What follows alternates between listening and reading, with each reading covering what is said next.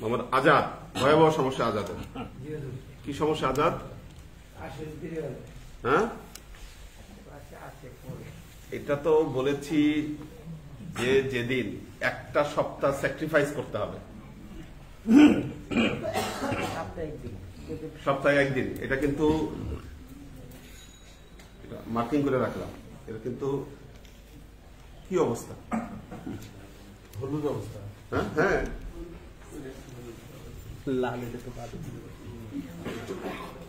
বাবুল ইসলাম, হানিফ সুলাইমান, এর কিন্তু অবস্থা খারাপ।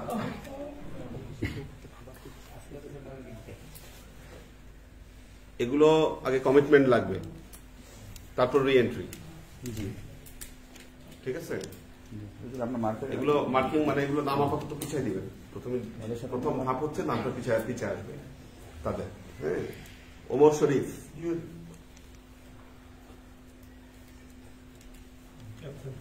মাঝে মধ্যে গ্যাপ দেয় ওমর শরীফ। 7টা গ্যাপ কেন?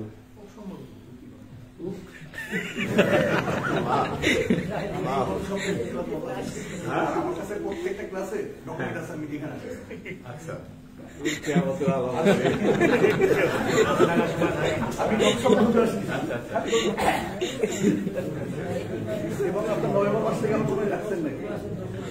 এই যে ইমরান খান, এটা কোন ইমরান? ইমরান খান কোন ইমরান? সাইমের বন্ধু। ইমরান হচ্ছে এক হলো ইয়ার ছেলে আছে ইমরান, আমাদের মফিজ ভাইয়ের ছেলে আছে ইমরান। আচ্ছা, ও কোথায় চাকরি করে? ওর সংখ্যাটা কোথায়? কি হ্যাঁ, শুক্রবার বন্ধ থাকে না নাকি? শুক্রবার বন্ধ থাকলে আসবে না কেন? ওর নাম কেটে দিব, আমি এই নাম রাখবো না, এই নাম আমি রাখবো না।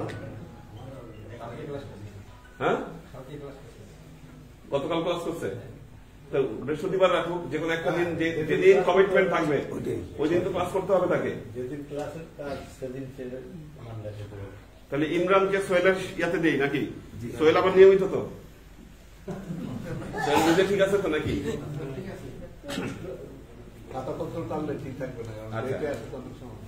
আচ্ছা, তাহলে হ্যাঁ, তাহলে ইমরানকে এর সাথে, তুমি ইমরানের খবর রাখো। ঠিক আছে, জিসান রহমান, জিসান রহমান, জিসান রহমান 1 2 3 4 না আছে, তাও মোটামুটি চলে, মোটামুটি চলে। ওমর ফারুক, মোহাম্মদ তৈয়ব, সুলতান হোসেন, শাহরিয়ার আলম মাহিন, মোহাম্মদ আব্দুল হাফিজ, মোহাম্মদ তসলিম, বেলাল ফার্নিচার, মাহমুদুল হক ফাহিম। এই নাম কেটে দিব। কে এটা? মাহমুদুল হক ফাহিম কোথায়? তো বাবারও তো অনেক অ্যাবসেন্ট, এটা আগে কমিটমেন্টে আসতে হবে, নাহলে নাম কেটে দিব। এগুলো পিছনে দিকে দিয়ে যাবেন।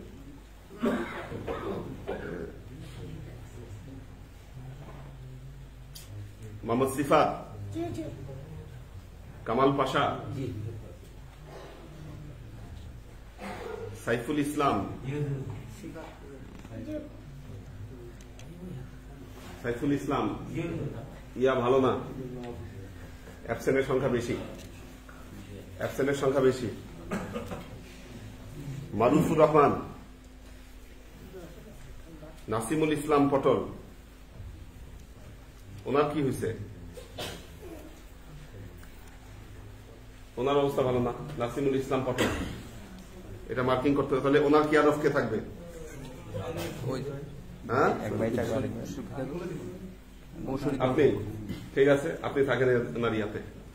এটা একটু মনে রাখতে হবে কিন্তু, এই লিস্ট গুলা কার কেয়ার অফ কে থাকবে।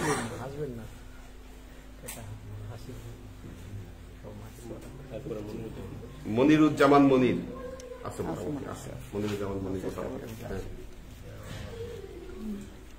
বাবার ইয়াটা ধরে রাখছে। মোহাম্মদ হাসান, তাজুয়ার আলম তামিম, কোথায় তামিম? আগে আলাম ছিল। মোস্তফা মোমেন শাহ, এই নাম কেটে দিতে হবে। এটা এমন হলে কেমনে হবে? হ্যাঁ, পিছিয়ে দিকে যাবে না। এই যে রকিবুল মোমেন শাহ, একই অবস্থা, ছেলে একই অবস্থা। মোহাম্মদ সাদেক, সাদেকটা কি? এ তো খারাপ অবস্থা। 1 2 3 4 5 6 7 দেশে আছে না?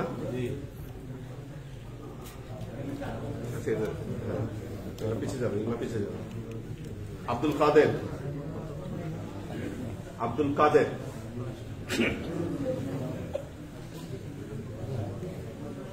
আচ্ছা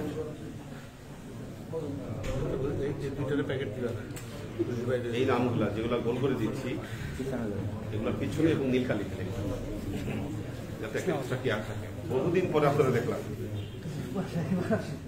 আচ্ছা আচ্ছা, ইমরান খান আবার নাম লেখা যে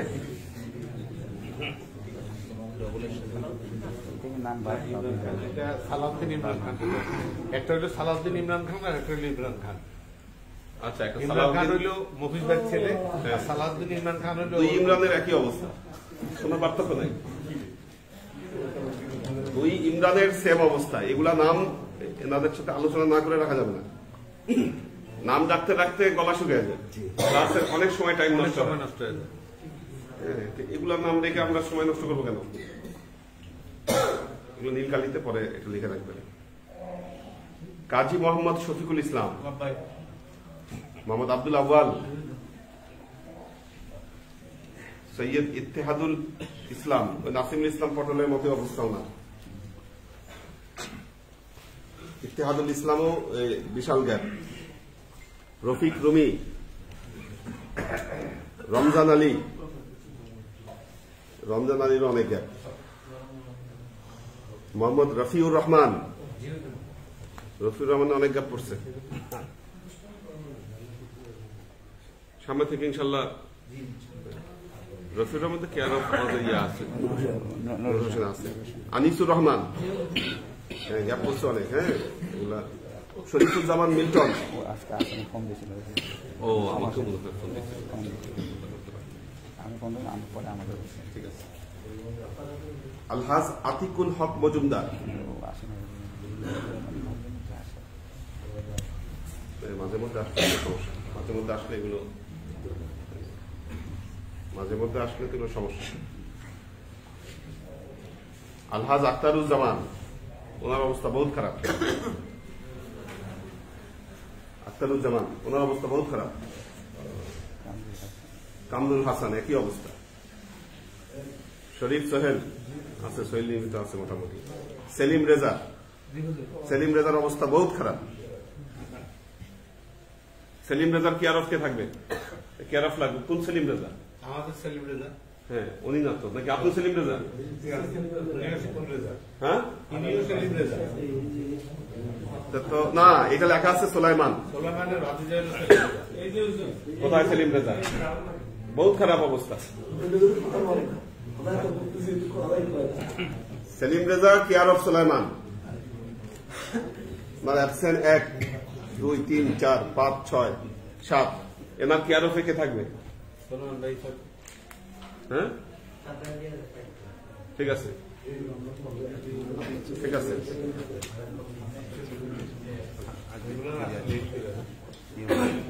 আলহাজ সৈয়দ সরওয়ার্দী, ওনারও গ্যাপ করছে অনেক।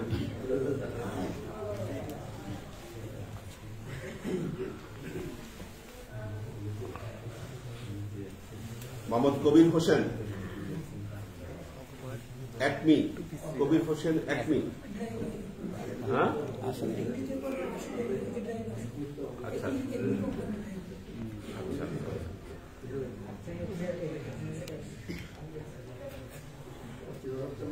মাঝে মধ্যে আসে আর কি।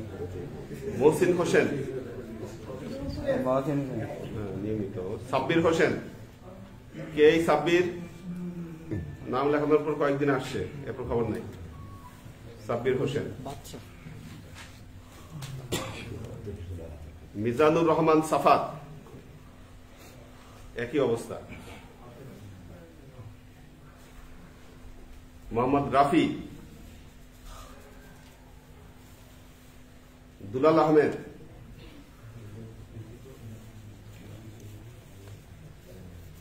মুহিবুর রহমান। কে মুহিবুর রহমান? আপনার ছোট ছেলেটা? আচ্ছা, কিন্তু তো গ্যাপ অনেক নাকি? না, 1 2 3 4 5 6, ওই যে উপরে থাকে আর কি, থাকলে নোট করতে হবে এটা। মোহাম্মদ আলাউদ্দিন,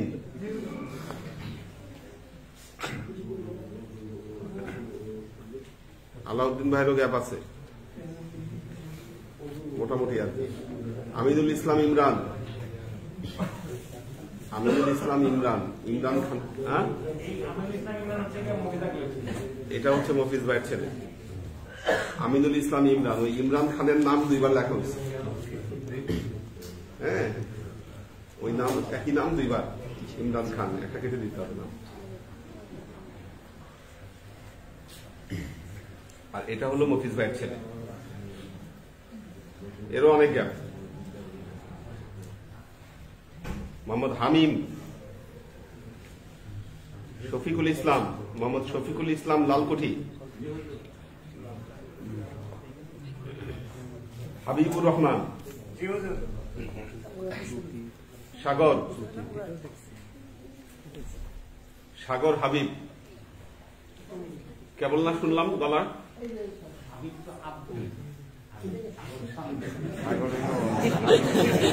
ঠিকই আছে, সাগর কিয়ারফ হাবিব। ঠিক আছে, ক্লাসে ছিল না। ঘটনা হলো ক্লাসের গ্যাপ আছে তো অনেক, এই জন্য চুপ করে আছে। আরো কিন্তু নিয়মিত হতে হবে।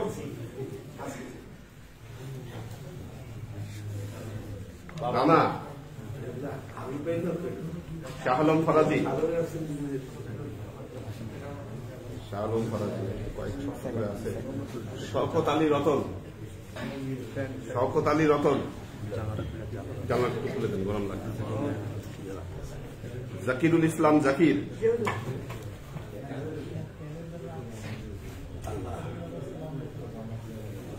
ABM মাজারুল আনাম, জয়নাল আবেদিন কায়েস।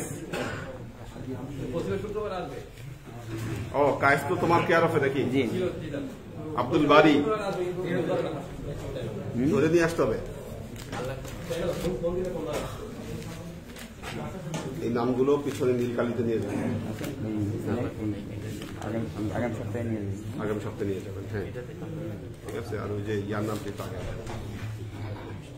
বলুন, আগামী সপ্তাহে এটা সাথে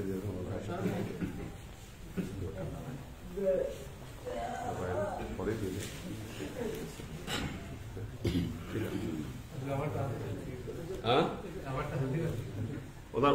ওনার নাম লেখা হয় নাই, উনি তো আসেনি। হ্যাঁ, ওনার নামও লিখতে হবে, এগুলোর নাম লেখেন লেখেন।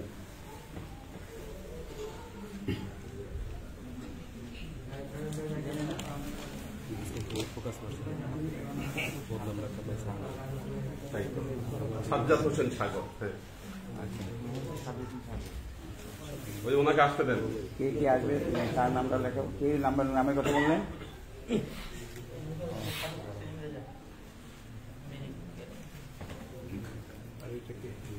আপনি ভালো আছেন? ওয়ালাইকুম আসসালাম। যাক, আমরা আপনার জন্য দোয়া করছি, আল্লাহ আল্লাহ হেফাজত করুক। আপনি ক্লাসে আসেন, ঠিক আছে? এখন থেকে ক্লাসে আসেন ইনশাআল্লাহ। খানু ভাইয়ের বড় ভাই অসুস্থ, বললাম আপনার ইয়ে দেখেন সেলিম রাজা খানুর মধ্যে। হ্যাঁ, দেখি আমি। ঠিক আছে, কি নাম?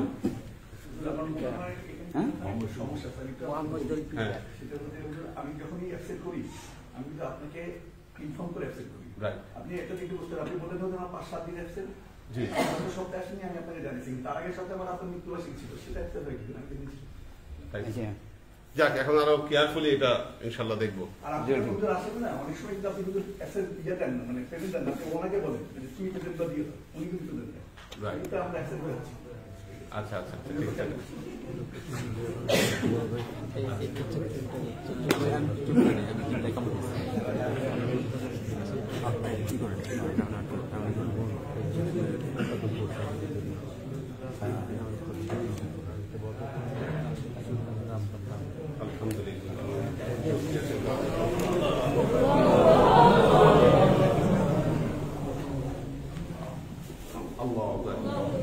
এটা আমাদের ডক্টর শপথ ভাইয়ের কাছে জমা দেয়। বদ্রি ফান্ডে সুলতানের আব্বা শামসুল আলম ভাই, মরহুম শামসুল আলম ভাই 50,000 বদ্রি ফান্ডের জন্য।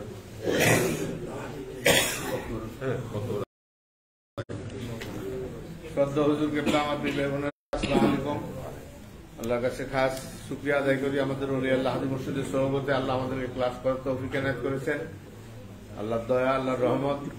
এই ক্লাসের রিজেনারেশন হলো আজকে হুজুর অ্যানালাইসিস করবেন, মূল্যায়ন করবেন বলতেছিলেন।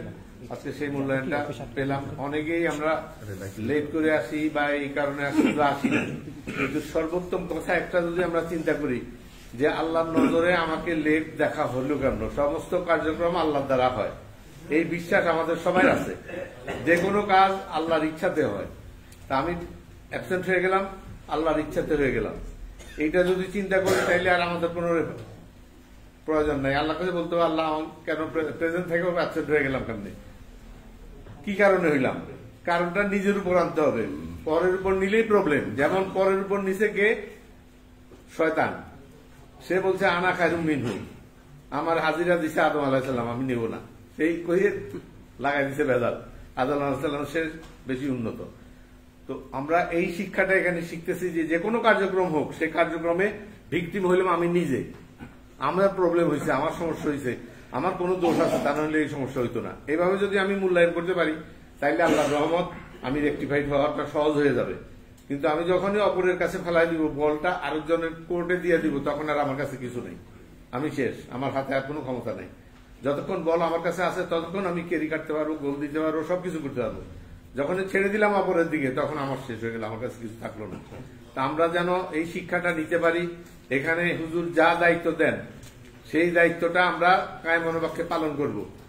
এই পালন করার সময় অপরের দোষ দিবে না, উনার জন্য আমি পালন করতে পারি নাই, উনার জন্য আমি এটা খাওয়াটা খেতে পারি নাই, উনার জন্য এই সমস্যা, এরকম যেন না করি। এরকম করায় গে শয়তানে করায়। তা আমরা শয়তানের হাত থেকে বাঁচার জন্য একটাই আমাদের পথ আছে, সে পথটা হইল ওলি আল্লাহ হাজি মুর্শিদ যে শিক্ষাটা আমাদেরকে দিচ্ছেন, সেই শিক্ষাটা আমি আমার জন্য নিচ্ছি। এখানে অনেক ওয়াজ আছে, আমাদের অনেক বলে আপনি ক্লাসে যান, হুজুর এই কথা বলে, এই গানে শুনেন, এই গানে বাইর হয়ে যায়, আপনি তো কিছু বলতে থাকে না। কোন কোন ক্ষেত্রে মশলা বলতে যায়, বলে হুজুর তো এইটা বলছে, মশলায় এই কাজ বলছে, তা আপনি তো এইটা বলতেছেন, একটু ভুল হইলো, কন্ট্রাডিকশন, তাহলে আপনি তো ভুল, আপনি হুজুরের বক্তব্য শুনেন নাই, নিশ্চয়ই ঘুমাইছেন, নাইলে তখন খেয়াল করেন নাই। এই অবস্থা আমাদের সকলেরই। আমরা এখানে যারা বসছি অডিয়েন্সে, শ্রোতা, কি শুনতে চাই? আমার হেদায়েতের আলোকবর্তিকা শুনতে চাই। হুজুর হেদায়েতের নর্মস গুলো আমাকে জানা দিচ্ছেন, এই করলে আপনি হেদায়েত মন্ডিত হইতে পারবেন। তা আমরা যেন সেটা হইতে পারি। ছোটখাটো বিষয় নিয়ে ওয়াজ হয়। আমাকে একজনে বলতেছে আসসালামু আলাইকুম, মানে আসসালামু বলার আগ পর্যন্ত ঘাড় লড়াইতে পারবেন না, আসসালামু পর্যন্ত আপনি চুপচাপ থাকবেন, যে আলাইকুম করলে তখন তার দিকে থামবেন। এত কঠিন নামাজ তো আমি আমার ওলি আল্লাহ শিক্ষা। আপনি একজন হুজুরের কাছে যান না? হ্যাঁ। উনি কখনো এসব বলে নাই? না, উনি তো কখনো এসব বলে নাই। উনি তো বলছে ফেরেশতাকে সালাম দেন, ডানের ফেরেশতাকে সালাম দেন, বামের ফেরেশতাকে সালাম দেন। তো এইরকম এই যে সমস্ত বিষয়ের কোনো ম্যারিট নাই, সেগুলো নিয়ে আলোচনা হবে। এইটাই হলো কিয়ামতের আলামত। আমাকে আরেকজন বলতেছে আপনি হাত গুটাইছেন, পাঞ্জাবির হাতা তো ভিতরের দিকে গুটাইতে হয়, আপনি বাইরের দিকে গুটাইছেন, তো হাতা গুটানো হইল না। আমি এইটা শুনি নাই জীবনে কখনো, এইটা প্রথম শুনলাম যে পাঞ্জাবির হাতা ভিতর দিকে গুটাইতে হবে। এই যে জিনিসগুলা, এটাতে আমার নাকি গুনাহ হইতেছে যে ভিতরের দিকে পাঞ্জাবির হাতা গুটাইতেছেন, আপনার তো নামাজ হবে না। তো এই অবস্থা চলে আসবে, কারণ যেটাতে আমার হেদায়েত হবে, যেটাতে আমার উন্নতি হবে, আত্ম উপলব্ধি আসবে, সেই ধরনের কোনো কথাবার্তা নাই। আপনি যে কোনো ইউটিউবের ওয়াজ শুনেন, সেখানে আল্লাহর প্রেম, আল্লাহর ভালোবাসা, আল্লাহর মহব্বত, আল্লাহর সাথে দেখা করা, এই সমস্ত কথা কার্যক্রম কিছুই নেই। ভেস্তে গিয়ে সবাই সব সন্তুষ্টি পাবে, সবকিছু পাবে, কিন্তু অসন্তুষ্ট থাকবে সবাই যে আল্লাহকে দেখতে পারতেছে না, আল্লাহকে দেখা দিচ্ছেন না। যখন ঘোষণা হবে যে আল্লাহ এখন দেখা দিবে, পদ্মা সরায় আল্লাহ নিজে আসবেন, তখন যে খুশিতে উদ্ভাসিত হয়ে যাবে। এই ধরনের আলোচনা, এই ধরনের আল্লাহ ওরিয়েন্টেড, আল্লাহর দিকে আমরা দিক নির্দেশিত হওয়ার মতো কোনো কথাবার্তা, কার্যক্রম, ওয়াজ নসিহত কোথাও নাই। আমরা তো প্রায় প্রত্যেকেই ইউটিউব শুনি, সবারই মোবাইল আছে। আশ্চর্যজনক ঘটনা হইল মোবাইল নাই এই ধরনের লোক খুঁজে পাওয়া কষ্ট হবে এখন সমীক্ষা দিলে। এতটুকু বাচ্চা ছেলে, তার কাছে মোবাইল আছে, আমার নাতির কাছে মোবাইল আছে। কেন? সে ওই মোবাইলে ছবি টবি দেখে, এবিসিডি দেখে ভাত খায়, নাহলে ভাত খায় না। এই হলো অবস্থা। আমরা এই অবস্থা থেকে মুক্তি পাওয়ার জন্য একটাই দরকার, বলি আল্লাহ মুর্শিদের সোহবত, ওনার প্রেম, প্রীতি, ভালোবাসা, মহব্বত অর্জন যেন করতে পারি। হুজুরের কাছে খাস দোয়া চাই, আল্লাহর কাছে খাস রহমত কামনা করি, বলি আল্লাহ মুর্শিদের খেদমত এবং দরবার খেদমত করতে করতে মুসলমান হিসেবে কবর দিতে পারি। এই দোয়া চাই। বিদায় নিচ্ছি। আসসালামু আলাইকুম।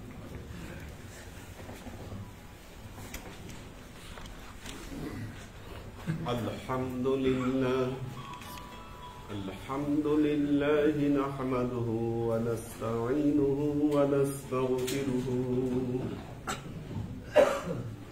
ونؤمن به ونتوكل عليه ونعوذ بالله من شرور أنفسنا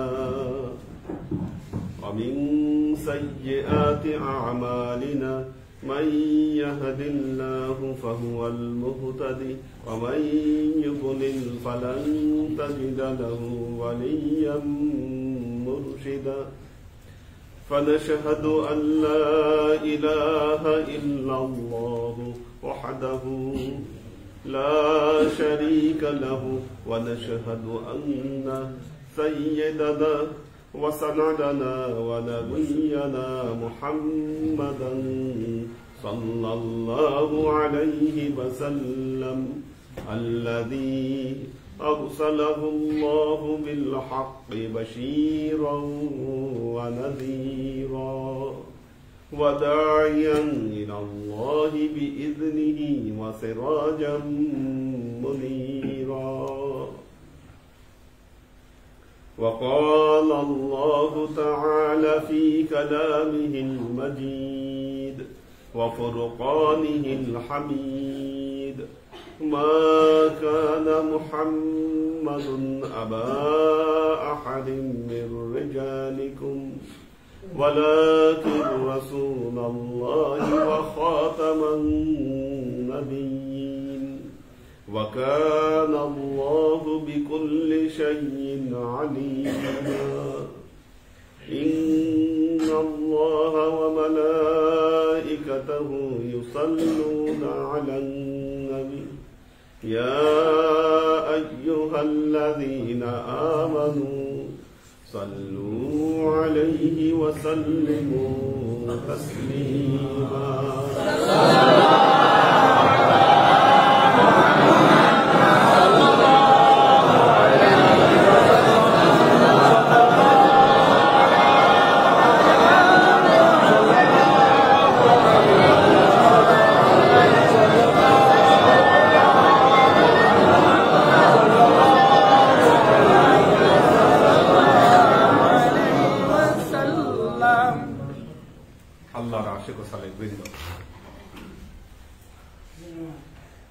আজকে বদরি ফান্ডে 50,000 টাকা জমা হলো, যেটা জমা দিলেন আমাদের শামসুল আলম ভাই, আমাদের অনেক পুরনো এবং প্রিয় একজন পীর ভাই।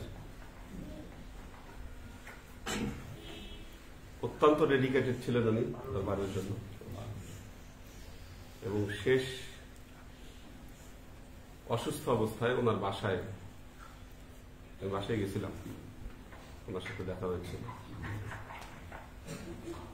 স্বামী স্ত্রী দুজনই ক্লাসে আসতেন নিয়মিত, অনেক দূর থেকে আসতেন। কোথা জানি এখন ওখান থেকেই আসে।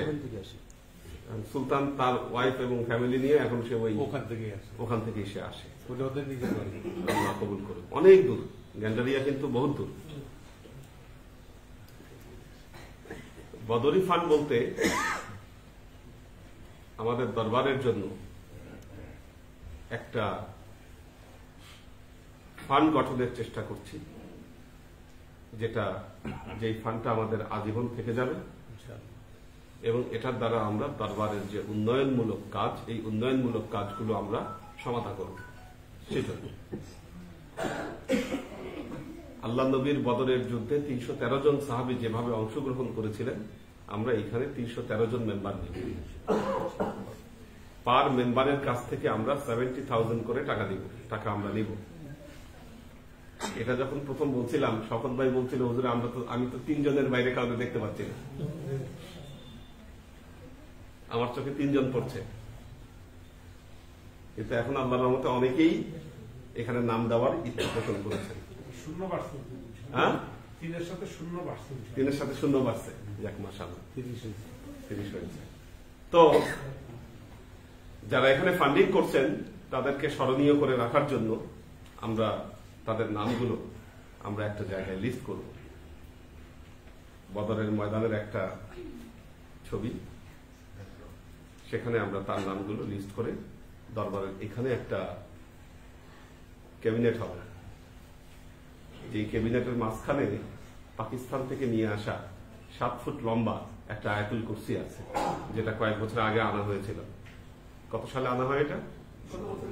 হ্যাঁ, গত বছর আনা হয়েছিল। এটা 7 ফুট লম্বা, অর্থাৎ পাকিস্তানের একটা ফ্যামিলি আছে, তারা অনেক পুরনো সেগুন কাঠ দিয়ে, কত বছরের পুরনো?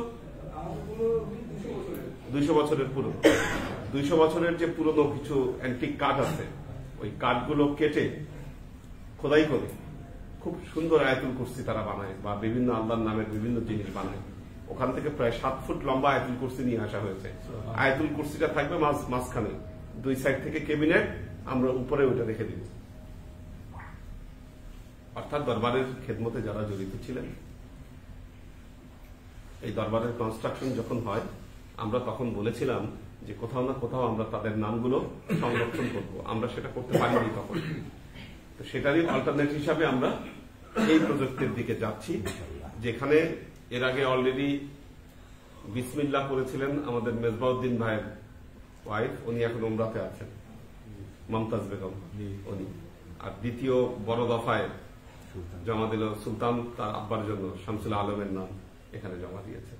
আল্লাহ কবুল করুন এবং উত্তম জাযা তাদেরকে দান করুন। আজকে ক্লাস শুরু করতেই আমাদের দেরি হয়ে গেছে। খাজা মঈনুদ্দিন চিশতি তার ভক্ত কুতুবউদ্দিন বখতিয়ার কাকি তার কাছে একটা চিঠি লিখেছিলেন।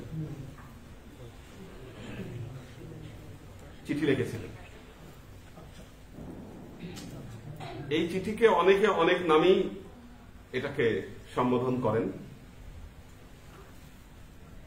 কেউ এটার নাম দিয়েছেন আসরারে হাকিকি, কেউ বলেছেন এটার নাম মাকাতেব, বিভিন্ন নামে এই চিঠিকে নামকরণ করেছেন। আর এই চিঠিতে মারেফতের বিভিন্ন দার্স তার ভক্ত কুতুবউদ্দিন বখতিয়ার কাকিকে তিনি দিয়েছিলেন। কুতুবউদ্দিন বখতিয়ার কাকিও এই ভারতীয় উপমহাদেশের একজন বড় আল্লাহর ওয়ালি, তিনি খাজা মঈনুদ্দিন চিশতির মুরিদ ছিলেন।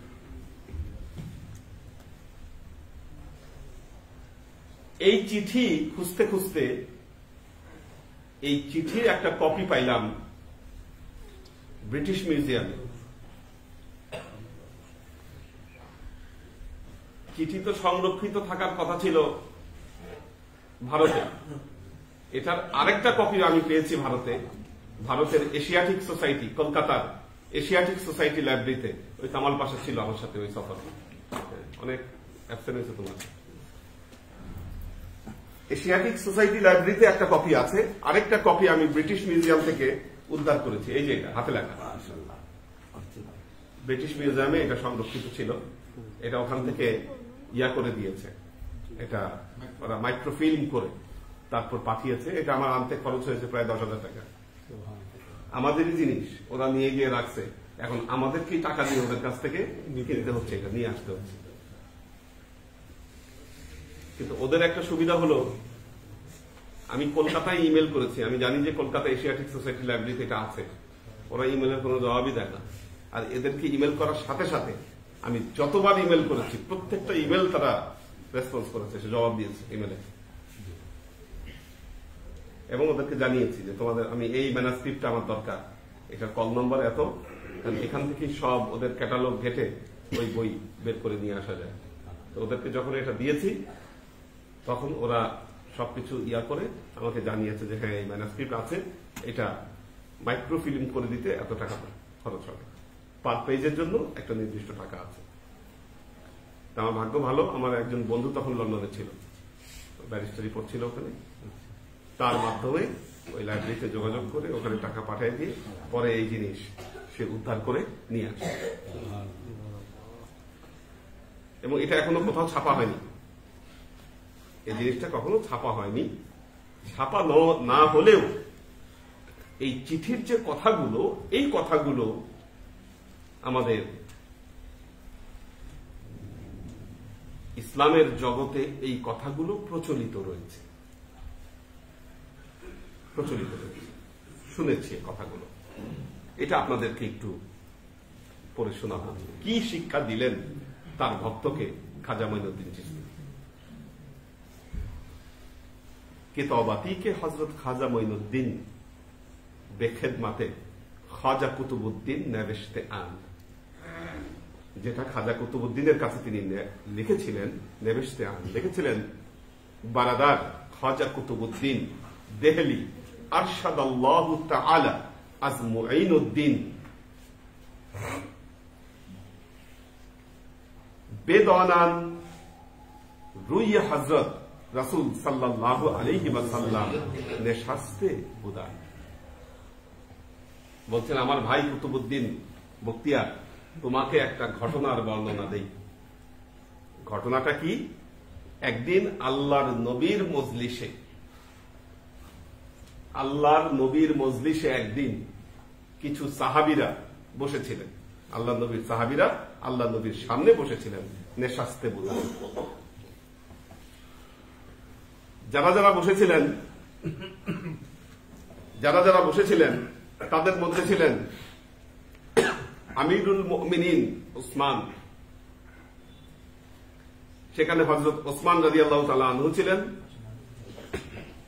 ওয়া হাসান ওয়া হুসাইন, ইমাম হাসান হোসেন ছিলেন ওই জায়গায়, আবু হুরায়রা, হযরত আবু হুরায়রা রাদিয়াল্লাহু তাআলা আনহু ছিলেন, ওয়া আনাস বিন আবদুল্লাহ ওয়া মাসউদ। হযরত আনাস বলতে এখানে আনাস বিন মালিক, ওনার কথাই বোঝাচ্ছে, প্রবীণ সাহাবী আল্লাহ নবী।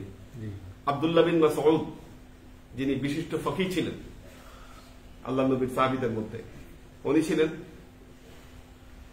বা খালেদ বিন ওয়ালিদ, উনিও বসেছিলেন। ওয়া বেলাল, হযরত বেলাল রাদিয়াল্লাহু তাআলা আনহু ছিলেন এই মজলিসে। ওয়া ইয়ারানো আসহাব তারতিব,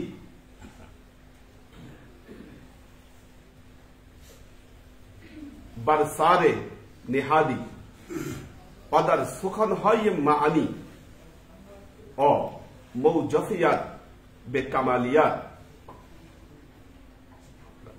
এরপরে পৃষ্ঠা করতে হবে। আচ্ছা আচ্ছা, তো নেশাস্তে বুদা। আচ্ছা, কার নাম বললাম? আমিরুল মুমিনিন উসমান, ওয়া হাসান ওয়া হুসাইন ওয়া আবু হুরায়রা ওয়া আনাস ওয়া মাসউদ ওয়া খালিদ ওয়া বেলাল ওয়া ইয়ারান ওয়া আসহাব তারবিয়াত জজবে সারুল্লাহ নেহানি ওয়া দার ইয়াফতানে সুখান হাইয়ে মাআনি রমুজে খুফিয়াত কামালিয়াত আমালে হাকিকি। আচ্ছা, এদের সবাইকে আল্লাহর নবী আল্লাহর গোপন তত্ত্ব কি বলছিলেন? আল্লাহর গোপন তত্ত্ব বলছিলেন। এবং এই গোপন যে রহস্য, এই রহস্যগুলোকে কিভাবে একজন সালেহ আয়ত্ত করতে পারে তার বর্ণনা বলছিলেন। এবং আত্মাকে কিভাবে আল্লাহর ধ্যানে অবিচল রাখা যায় এই শিক্ষাও রাসূল পাক সাল্লাল্লাহু আলাইহি ওয়াসাল্লাম তাদেরকে দিচ্ছিলেন। ওয়া কামালিয়া ওয়া আমালে হাকিকি, এই বয়ান দিচ্ছিলেন।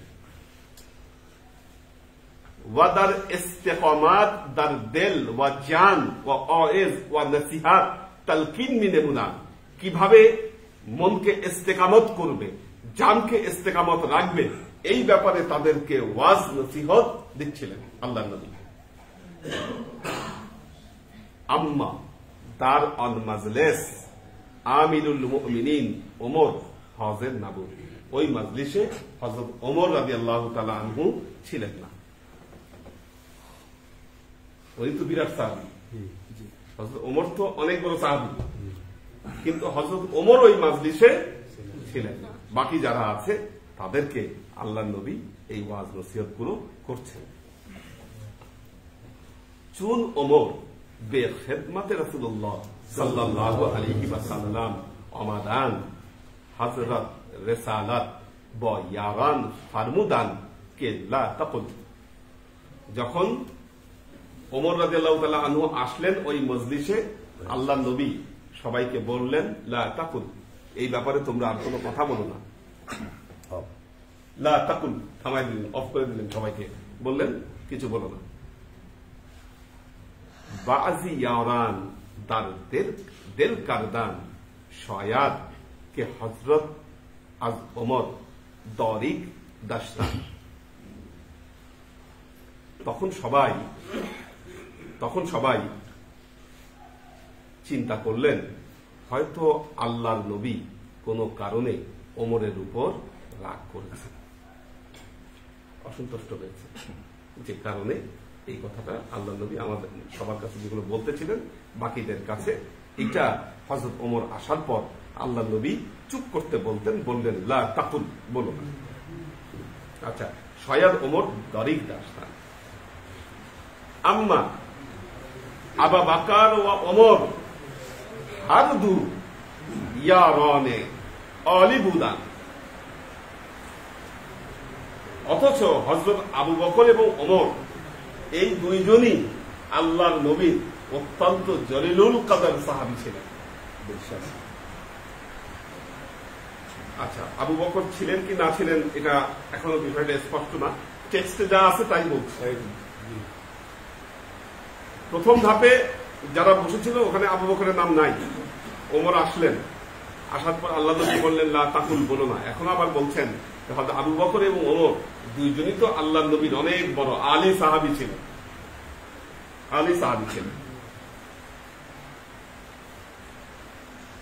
হযরত রিসালাত তালকিন ও ইরশাদে সুখানে মাআনি ও রমুজাতে ইলমে হাকিকাত ও পেইওয়াস্তানে কামালিয়াতে কুরব হযরত আমিরুল মুমিনিন আবু বকর ও আলী ইরশাদ নেমুদ ও আজ ওমর দারিক দাস। কিন্তু দেখা গেল যে এই যে আধ্যাত্মিকতা, ইলমে হাকিকতের যে আবু বকরের কাছে বলেছেন, ইলমে হাকিকতের যে নিগুড় রহস্য, এই রহস্য আল্লাহর নবী হযরত আবু বকরের কাছেও বললেন, আলীর কাছেও বললেন, কিন্তু ওমরের কাছে তিনি এটা আলোচনা করলেন না।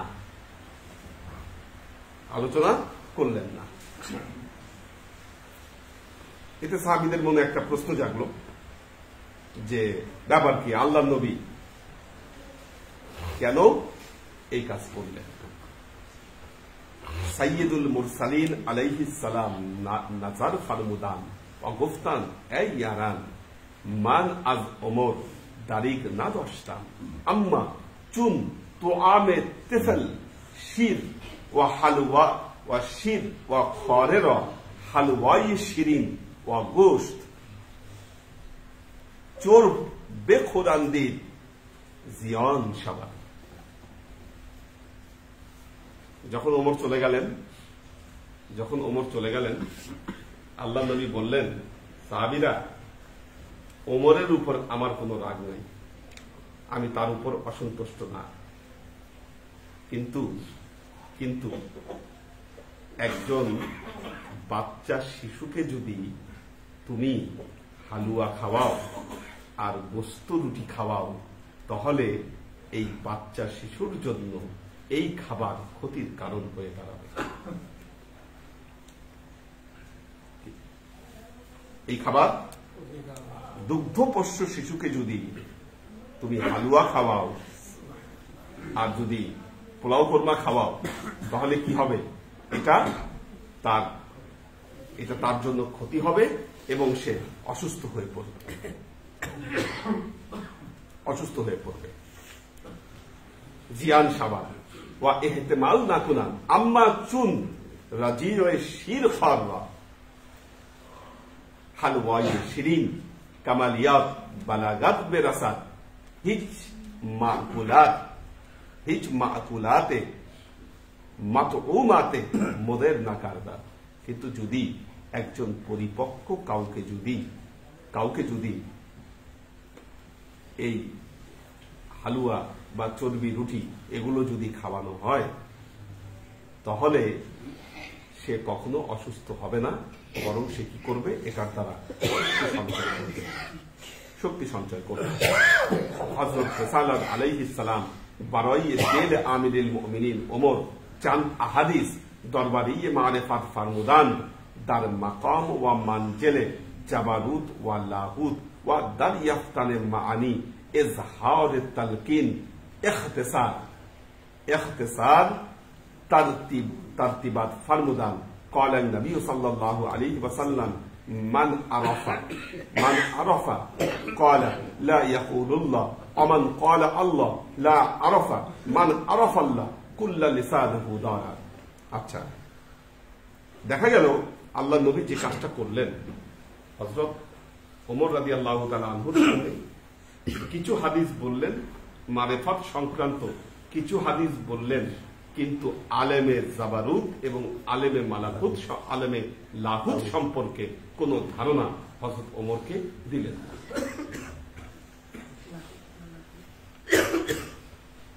ঠান্ডা আবহাওয়ায় অনেকের ঘুম লেগে গেছে, সবাই একটু ঘুম থেকে উঠেন। আচ্ছা, কি বলেছি বলেন তো?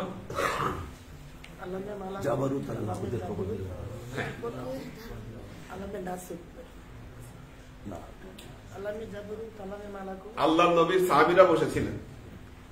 প্রথম কথা, এই সাহাবীদের মধ্যে কয়েকজন সাহাবীর নাম উল্লেখ করেছেন। আপনারা সহিহ বুখারীতে একটি হাদিস পড়েছেন, হযরত আবি হুরায়রা রাদিয়াল্লাহু তাআলা আনহু তিনি বলতেছেন, কিতাবুল ইলমের মধ্যে আছে হাদিস, যে আমি আল্লাহর নবীর কাছ থেকে এমন কিছু জানি, তা যদি আমি প্রকাশ করি তোমরা আমার কণ্ঠনালী কেটে ফেলবে। সহিহ বুখারীর হাদিস। এটা কেমন কথা? হাদিসটা নিয়ে চিন্তা করছেন কিনা? কখনো ভাবছেন কিনা হাদিসটা নিয়ে? এমন কি কথা হতে পারে যে আবু হুরায়রা রাদিয়াল্লাহু তাআলা আনহু বলছেন, আমি আল্লাহর নবীর কাছ থেকে এমন কথা জানি, আমি যদি এই কথাগুলা বলি তোমরা আমার গলা কেটে ফেলবা। প্রচলিত কথা না। আচ্ছা, আর হযরত আবু হুরায়রা রাদিয়াল্লাহু তাআলা আনহু ওনাকে আবার হযরত ওমর চাবুক মারছিল, এটা জানেন কিনা? জি, চাবুকের বাড়ি খাইছে হযরত ওমরের। বলছিল মান ক্বালা লা ইলাহা ইল্লাল্লাহ আদখালাহুল্লাহুল জান্নাহ, এই কারণে চাবুক মারছে হযরত ইয়াকে, আবু হুরায়রা রাদিয়াল্লাহু তাআলা আনহুকে। এইভাবে যারা আহলে সুফফার সদস্য ছিলেন, কারা ছিলেন আহলে সুফফা? কয়জন? প্রায় 70 জন আহলে সুফফা। এনারা থাকতেন কই? এই যে মসজিদে নববীর পেছনে যে একটা উঁচু জায়গা আছে, এই উঁচু জায়গার মধ্যে এরা থাকতেন। ওখানেই পড়ে থাকতো, ঘর ছিল না, সংসার ছিল না, ওই জায়গায় পড়ে থাকতো। আল্লাহ নবী যা দিত তাই খাইতো, আল্লাহ নবীর ওই খাওয়া দাওয়া থেকেই খাই তারা ওখানে সময় কাটায় দিত, জেকের আজকারে কাটায় দিত। আল্লাহর নবী নিজেই বলেছেন লা রহবানিয়াতা ফিল ইসলাম, ইসলামে কোনো বৈরাগ্যতা নাই। ইসলামে যদি বৈরাগ্যতা না থাকে তাহলে আল্লাহর নবী কিভাবে আহলে সুফফাদেরকে মসজিদে গ্রহণ করলেন? কি এই প্রশ্নের উত্তর কে দিবে বলেন?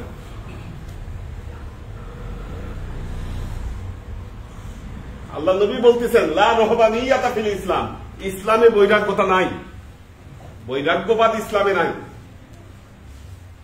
আবার এই আহলে সুফফারাই মসজিদে কাটায় দিচ্ছেন, মসজিদে কাটায় দিচ্ছেন, কিন্তু কিন্তু আল্লাহ নবী তাদেরকে তো কিছু বলছেনই না, বরং আহলে সুফফার প্রতিটা সদস্যকে আল্লাহ নবী অত্যন্ত ভালোবাসতেন, মহব্বত করতেন।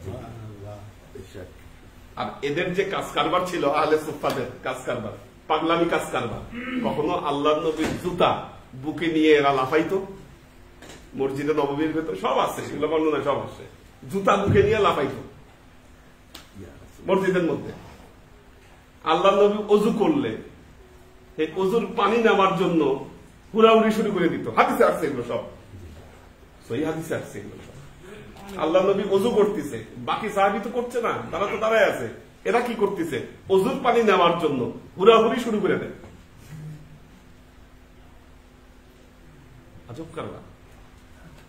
আবার আল্লাহ নবী যখন বাইতুল্লাহ ঢুকেন তখন বাকি সবগুলারে বাইরে রেখে আবার আহলে সুফফারি 2 জন সদস্য নিয়ে বাইতুল্লাহর মধ্যে ঢুকে দরজা লাগাই দিচ্ছে।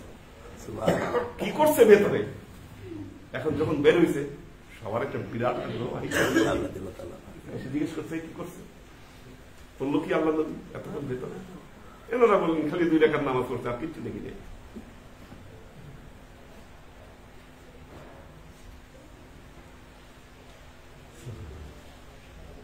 কাজেই আল্লাহর আশিক ও সালেক বৃন্দ, এটা বুঝতে হবে পর্যায় অনুযায়ী সব মানুষের আমল এক নয়, আর সব সালেকের জন্য শিক্ষাও এক নয়। বৈরাগ্যবাদ সবার জন্য না। এই জন্য তো রুমি বলেছেন কাবে পাকান রাখি আস আস খুদ মাগি, বলতেছে ওলিয়া উলিয়াদের যে কাজ, এটাকে তুমি তোমার নিজের সাথে তুমি কিয়াস করো না, কিয়াস করো না। আমরা কথায় কথায় দেখবেন কিছু মানুষ আছে কথায় কথায় ফতোয়া দিয়ে দেয়।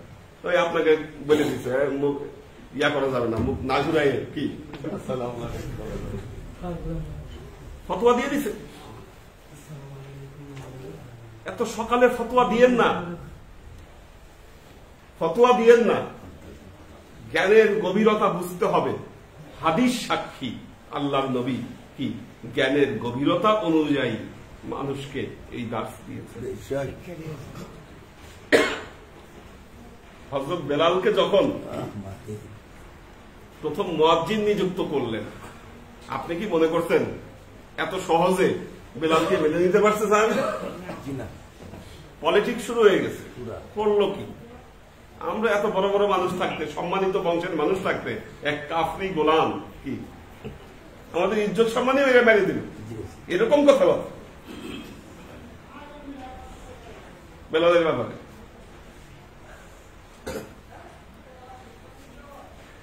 কাজী আল্লাহ বৃন্দ,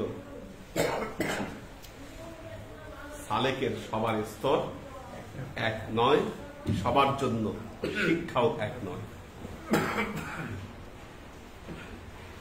আমাদের তরিকায় মোহাম্মদীর সালেকদের স্তর বিন্যাস করে দিত। 12টি স্তরে তারা বিভক্ত থাকবেন। 12টি স্তরের শিক্ষার মধ্যে পার্থক্য থাকবে, দার্স এবং তালকিনের মধ্যে পার্থক্য থাকবে। এ বিষয়ে কাজ করছি, আলহামদুলিল্লাহ কাজ করছি। তো এজন্য একটি জিনিস মনে রাখবেন, আমরা খুব সহজেই ফয়সালা দিয়ে দেই। কিছু মানুষ আছে কোন কথা শুনলেই দেখবেন তারা বলে আরে এটা কি সহি না এটা গালাত। সহি কথা শুনে, সহি ছাড়া অন্য কথা তারা আচ্ছা, সহি এবং গলতের পরিমাপ আপনি কয়জন বুঝে আপনি বলেন তো?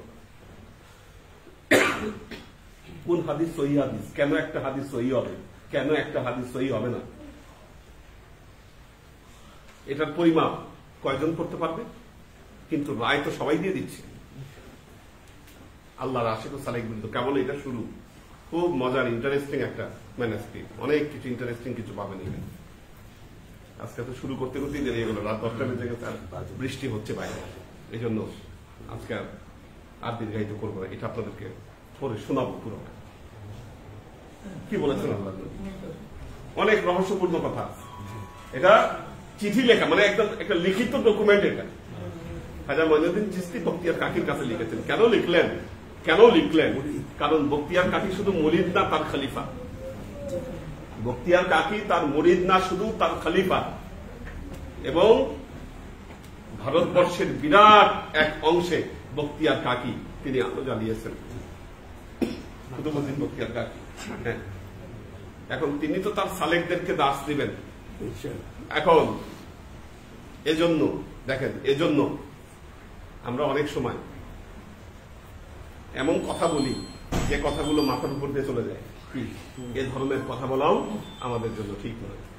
অর্থাৎ বখতিয়ার কাকিকে বলছেন, তুমি যখন মানুষকে তালকিন দিবা, মারেফতের যে শিক্ষাগুলো এগুলো বুঝে শুনে মানুষের কাছে দিবা। এটা সবাইকে দেওয়া যাবে না। সবাইকে মারেফতের এক স্তরের দাস, এটা সবাইকে দেওয়া যাবে না, এটা নিষিদ্ধ। তুমি হজম করতে পারবে না। হজম করতে না পারলে কি হবে? পথ হারাবে, হেদায়েত পাওয়ার পরিবর্তে পথভ্রষ্ট হবে। তো আল্লাহর আশিক ও সালেক বিন্দু এখন তাহলে কোন স্তরে, কিভাবে, কাকে কি? এখন বললেন যে এই যে আলেমে জাবারুত এবং লাহুত, এটার কথা বললেন না, এটার কথা বললেন না, বাকিগুলার কথা বললেন, কিন্তু এই সম্পর্কিত কোন তথ্য হযরত ওমর রাদিয়াল্লাহু তাআলা আনহু দিতেন। আল্লাহ আমাদেরকে তৌফিক দান করুন। আসলে কামিলা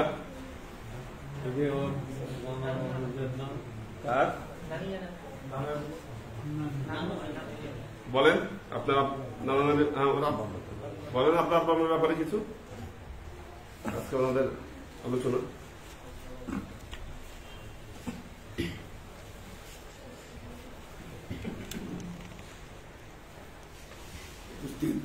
রুহানি হালতে আমার রুহানি পিতা এবং আমার আমার মুর্শিদ কেবলা ইমা আম্মা জান, উপস্থিত আমার শ্রদ্ধাবদ্ধ জ্যেষ্ঠ পীর ভাই এবং ছোট ইয়া, আসসালামু আলাইকুম ওয়া রাহমাতুল্লাহি ওয়া বারাকাতুহু। আলহামদুলিল্লাহ, আজকে আমার এখানে এই পর্যন্ত আসছি, আল্লাহ লাখো কোটি শুকর যে ভাষা ব্যক্ত করার মতো জ্ঞান আমার নাই। একটা জিনিস উপলব্ধি করতে পারতেছি, বাবা মা, সব বাবা মায় চায় একটা ছেলে নেক সন্তান, সব ছেলে মেয়ে নেক সন্তান। বিশেষ করে আমার বাবা, কোন মেহমান আসলে বাসায় একটাই বলি, তার মুর্শিদ, দরবারের দাওয়াত, মুর্শিদের দাওয়াত।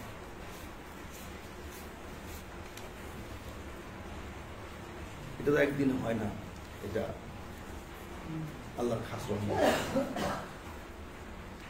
আমার শ্রদ্ধাভাজন আমার আম্মা জান, আমার মা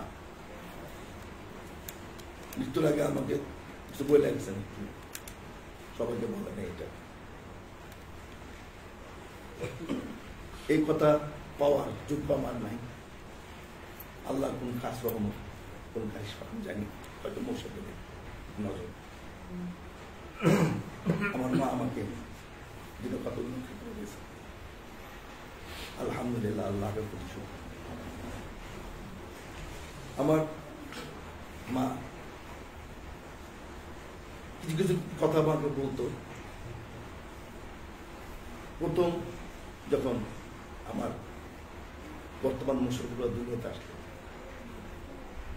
কলেজ গেট শাহ এলাকা দুনিয়া, আমার মা আগে স্বপ্ন দেখলাম ওদের রাত্রেবেলা আকাশ থেকে একটা নূর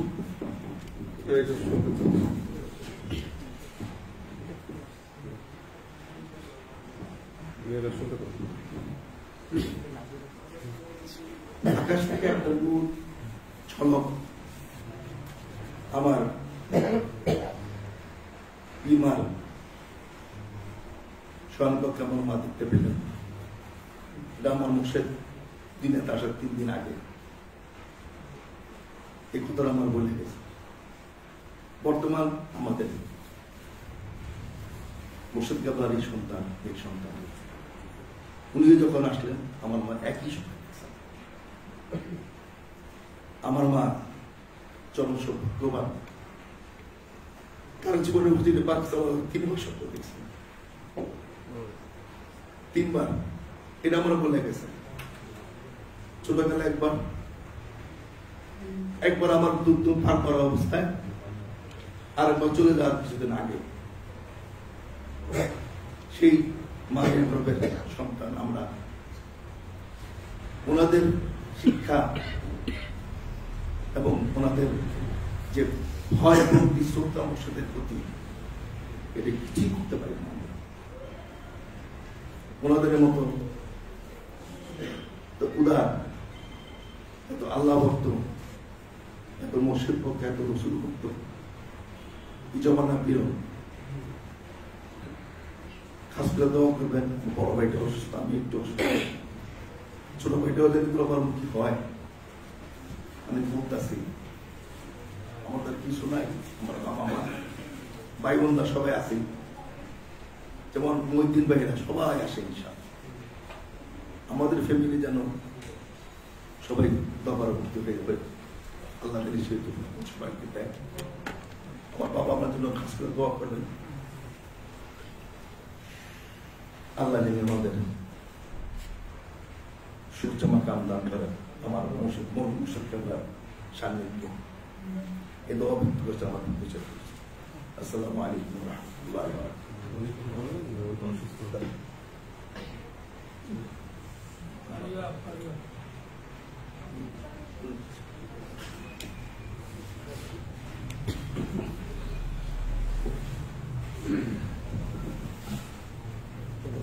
সম্মানিত হুজুর খাবলা,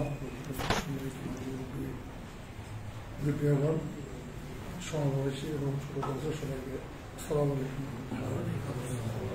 আমার বাবা মার সম্বন্ধে আমি কি বলবো, আমি ছোটবেলা থেকে এখানে যা দেখছি, এটা তো আসলে আমার বাবা মার তুলনায় কোনো কিছুই না সত্যিকার অর্থে দরবারের জন্য। না যেমন ফয়েজ কাকা ছিলেন, ফয়েজ কাকা, মেজবাউদ্দিন কাকা, ওরা অনেকের কাছে ওনাদের তো মানে কি এখানে মানে ওনারা কি পরিমাণ ওনারা এখানে মানে ভক্ত ছেত্রীর দিন শিক্ষা গ্রহণ করার জন্য কীভাবে ওনারা প্রথমে ঝড় নেই, বৃষ্টি নেই, কীভাবে চলে আসতেন আমার চোখের সামনে দেখা। আমাদের তুলনায় আসলে আমরা কোনো যোগ্যতা অর্জন করতে পারিনি দরবারের জন্য। আল্লাহর কাছে দোয়া করবেন আমরা কোনো সময় দরবারমুখী হই, সবাই দরবারের খেদমতে নিজেদেরকে সম্পৃক্ত করতে পারি এবং আমাদের বর্তমান হুজুর কেবলার আদেশ এবং নির্দেশ অনুযায়ী আমাদের জীবন আমাদের বাবা মার জন্য দোয়া করবেন।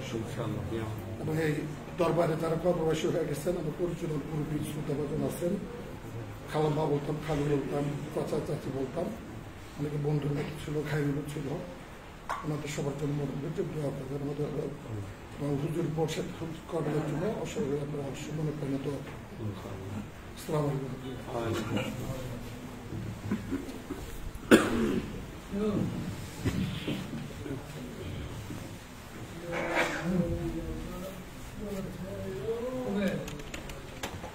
আসলে হাজব্যান্ড ওয়াইফ একে অপরকে একই তরিকার জন্য ওনাদের আব্বা আম্মার ভেতরে যে একটা সমন্বয় ছিল, এটা অসাধারণ।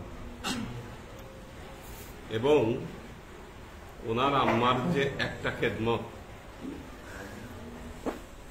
এইটা বর্তমান জামানার জন্য যেমন বিরল এবং তেমন অসম্ভব।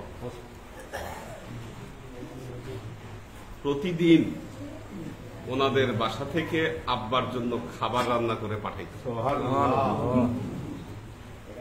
এটা কিন্তু যাতা কথা না, বাজার করা সবাই টানছি, হ্যাঁ বাকি সবাই টানছি আমরা বাইরে বাইরে মনে এই বাজারটা করতো ওনার আব্বা, বাজারটা করতো ওনার আব্বা। আমরা যখন বের হইতাম দেখতাম যে উনি বাজার দিয়ে করতেছে, বাজার করে আনতো, উনি রান্না করতো, আর ওই রান্না প্রতিদিন বাসায় পৌঁছাইত। কাজে ওনাদের বাসায় কিরকম রান্না হইতো না হইতো সব রান্নার স্টাইল আমার মনে আছে, কি কি রান্না করতো। চিংড়ি মাছের খোসা ছাড়ায় কি ওই খোসা ছাড়া চিংড়ি মাছ আবার ওই খোসাগুলা বাইরে দিয়ে রান্না করতো, এক ধরনের এভাবে রান্না করতো। আবার পছন্দ করতো, দিত এই খাবারগুলো। ডেডিকেশন কাকে বলে এই দৃষ্টান্ত ওনারা দেখাই দিয়ে। আর ওনারা আসলে তরিকা এলমে মারেফতকে বোঝা, এটা আহলে দিলের সাবজেক্ট। বিশ্বাস দিলদার ছাড়া এটা কেউ বুঝতে পারবে না।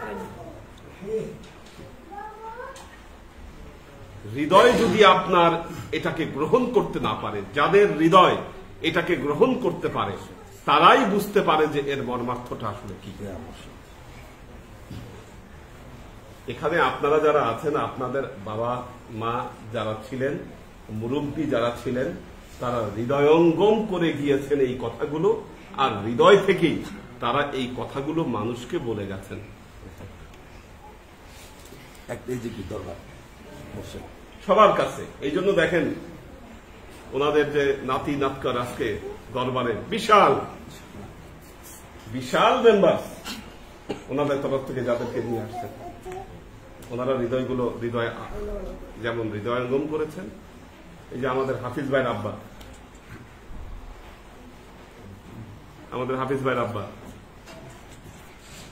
উনি ইন্তেকালের আগে লাস্ট যে ক্লাসে আসছিল, উনি যে বক্তব্য দিচ্ছিল, আমার মনে হচ্ছিল যে না এটাই মনে হয় ওনার শেষ বক্তব্য, আর এটা মনে হয় রেকর্ড করে রাখলে ভালো হতো। গলার টোনই বোঝা যাচ্ছিল অপারেশন হওয়ার পরে।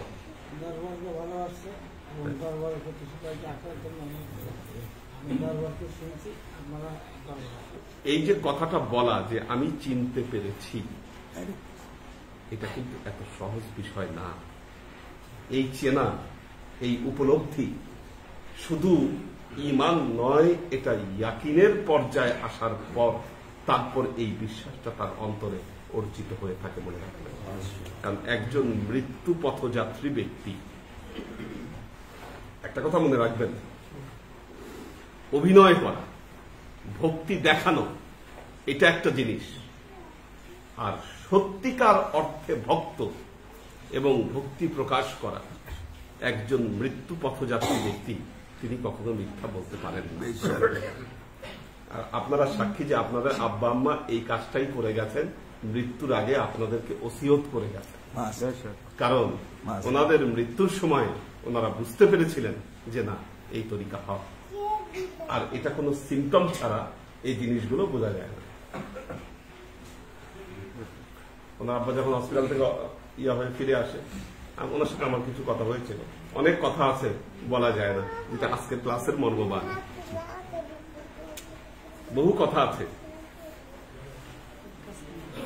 বলা যায় না, কিন্তু জ্বলন্ত দৃষ্টান্ত আমাদের মধ্যেই আছে। আল্লাহ ওনাদেরকে উত্তম জাদা দান করুন।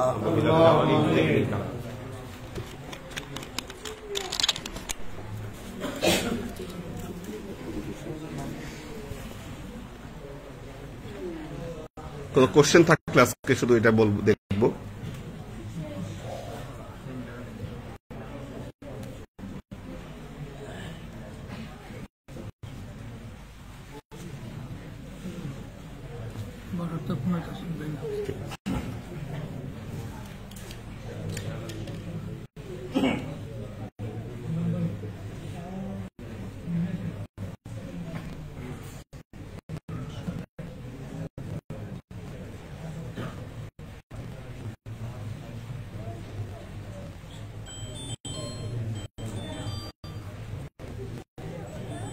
না কোশ্চেন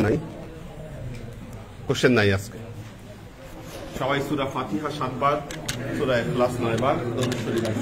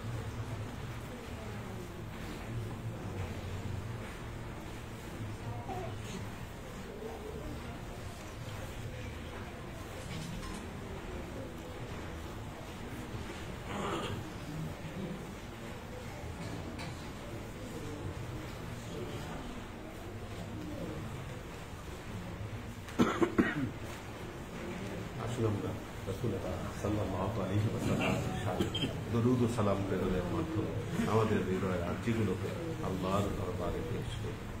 وأشرق البدر علينا واختفت منه البدور مثل حسنك ما رأينا قط يا وجه السرور.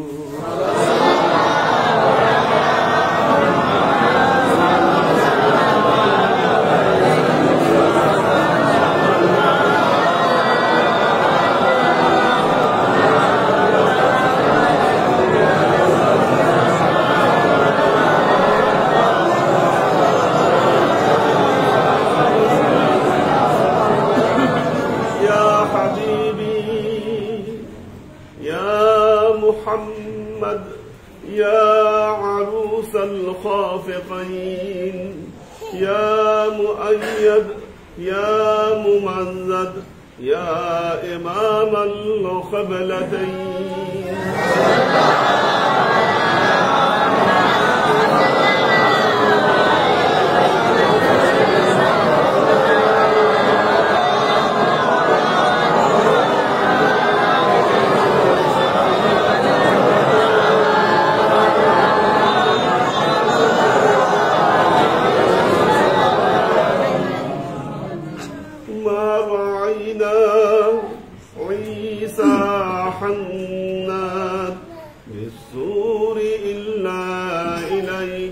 والغمام هلك ظلت والملا صلوا عليه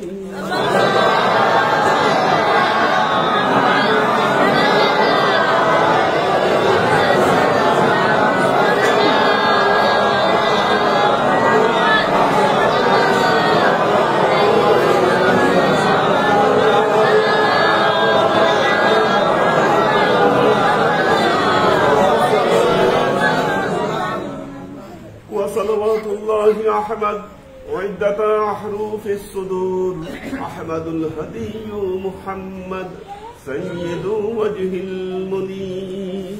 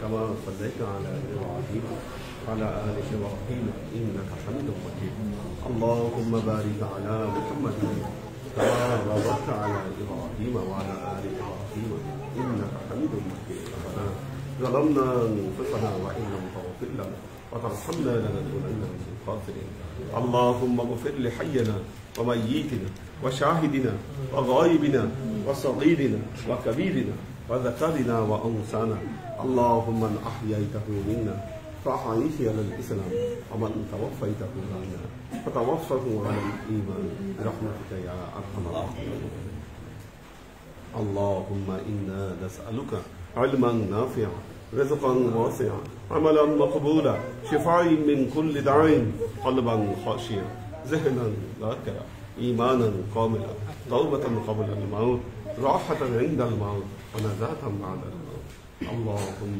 إنا نسألك رحمتك في كل درجة فلاح في كل أمر ونعوذ بك من الشرك والشك والنفاق والبدعة ومن كل وسوسة الشيطان يا الله يا رحمن يا مالك আমরা কি করতে পারি যে সমস্ত আমলকে স্থাপন করলাম ত্রুটিমুক্তভাবে এই আমলগুলোকে তুমি আমাদের তরফ থেকে কবুল করো তুমি আমলের দাদা আমাদের প্রিয় নবী হযরত মুহাম্মদ মুস্তাফা সাল্লাল্লাহু আলাইহি ওয়াসাল্লাম পৌঁছে দাও আল্লাহ আমাদের নবী পরিবারবর্গের কাছে তুমি এর জান্নাতে পৌঁছে দাও এই দুনিয়ার সমস্ত আম্বিয়া কেরাম সাহাবায়ে কেরাম তাবেঈন তাবেঈন ওয়ালি আউলিয়া গাউস কুতুব আমাদের মা বাবা ভাই বোন আত্মীয় স্বজন এই দরবার থেকে যত পীর ভাই বোন চলে যাচ্ছে সবার রুহে আল্লাহ তুমি তোমার হাবিবের উসিলা আমাদের সবাইকে কবুল করে আমাদের জীবন থেকে সমস্ত অভাব অভিযোগ বালা মুসিবত দুঃখ কষ্ট রোগ শোককে দূরীভূত করে দৃঢ় হস্তে তোমার দ্বীনের খেদমতের তৌফিক তুমি আমাদের আজীবন যেন তোমার হেদায়েতের পথে প্রতিষ্ঠিত থাকতে পারি সে তৌফিক তুমি আমাদেরকে আল্লাহ বিশেষ করে আল্লাহ আজকে আমরা যাদের জন্য এই মিলাদ মাহফিলের আয়োজন করলাম আল্লাহ তুমি তোমার এই বান্দা বান্দিকে তুমি কবুল করে তাদের জীবনের সমস্ত ত্রুটি বিচ্যুতিগুলোকে মাফ তোমার নেককার বান্দা বান্দিদের মাঝে তুমি তাদেরকে স্থান দাও আল্লাহ তুমি তাদেরকে তোমার দরবারে তুমি তাদেরকে সম্মানিত